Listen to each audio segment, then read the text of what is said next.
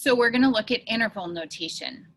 Remember when we were doing interval notation, we would use an open circle anytime that you had a less than, the first symbol that I have written there is a greater than or a less than symbol. And we shaded and we graphed, and then we entered interval notation. If you have an open circle, you would always use parentheses. So if your inequality is a greater than or a less than, you would use a set of parentheses at that spot. If we were working with a closed circles happen when we use a greater than or equal to or a less than or equal to. And at closed circles locations within interval notation, you would use brackets. If you are doing infinity or negative infinity, infinities are always parentheses, always parentheses. So let's graph this. Let's solve and graph.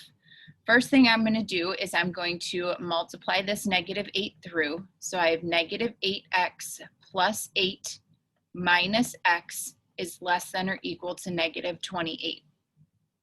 Combine like terms. So this -x and that -8 becomes a -9x plus 8 is less than or equal to -28. I'm going to subtract 8 on both sides. So I would have -9x, which is less than or equal to -36. I'm going to divide by a negative. Now, there should be some bells and whistles going off in your head. Anytime that you divide by a negative, we need to flip that sign. So this gets flipped. I want you to see what I did. This was a less than or equal to. Now it becomes a greater than or equal to. We flipped that sign because we divided by a negative.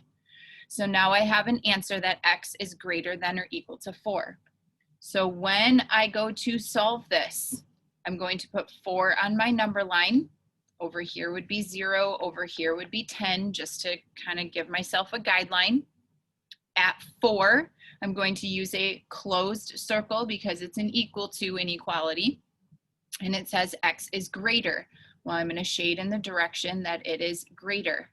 Now this goes on forever, and forever implies infinity. So for us to do this with interval notation, we read it from left to right. So the first important number was that 4.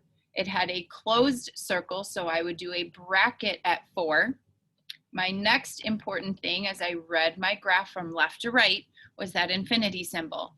So I would say that we are shading from 4 through infinity, and infinities also have parentheses. Always, not also, always have parentheses. So we practice this interval notation.